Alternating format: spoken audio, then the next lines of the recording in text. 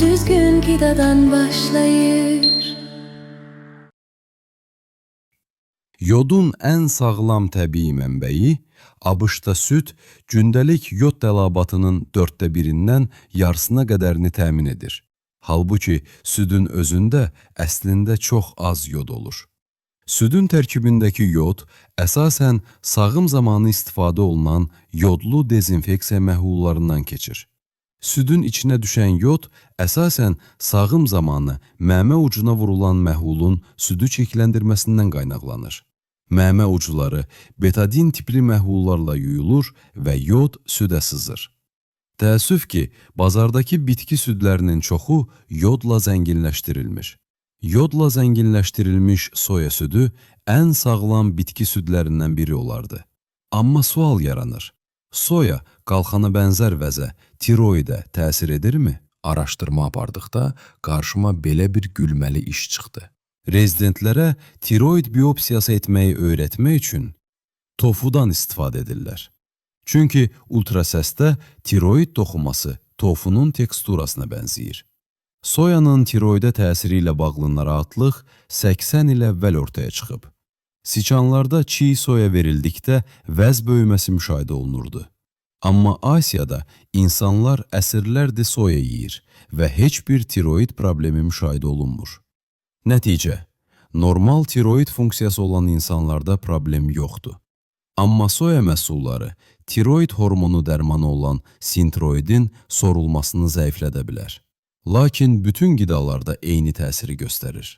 Bu səbəbdən dərman həmişə ac qarna qəbul edilir. Eyni zamanda soya yeyənlərin kifayət qədər yod alması vacibdir. Yodu necə almaq lazımdır?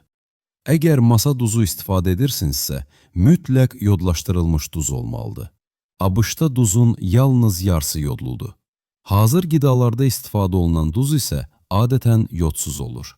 Və əlbəttə, ideal variant ümumiyyətlə duzu azaltmaqdır.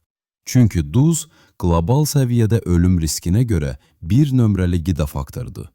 Başlıq şişirtmə kimi görünə bilər, amma deyil. Dünyada duz hər il 3 milyondan çox insanın ölümünə səbəb olur. Bəs ən sağlam yod mənbəyi nədir? Dəniz yosunları. Yodu bir çox qidadan az miqdarda ala bilərsiniz. Amma ən yüksək konsentrasiyalı mənbə, hətta 1 qramda gündəlik normanın 2000%-nə qədər dəniz yosunudur. Üstəlik, yod bədəndə əsasən tiroiddə depolandığı üçün onu mütləq hər gün almağa ehtiyac yoxdur. Vaxtaşırı yosun yemək kifayətdir. Amma bəzi yosunlar ehtiyatla istifadə edilməlidir, xüsusən kelp. Çox yod qəbul etmək hipertiroidizmə, həddindən artıq aktiv tiroidə səbəb ola bilər. Məsələn, bir qadın gündə cəmi 2 kelp tableti qəbul etdiyinə görə ürək döyüntüsü, yuxusuzluq, narahatlıq və arıqlama yaşayıb. Veganlar arasında yod çatışmazlığı geniş yayılıb. Amma bir vegan o qədər çox kelp yeyib ki, sidik analizində yod səviyyəsi 9000-i keçib, normanın 90 qatı. Norma 100-dən 199-a qədərdir. 300-dən yuxarı artıq həddindən çoxdur.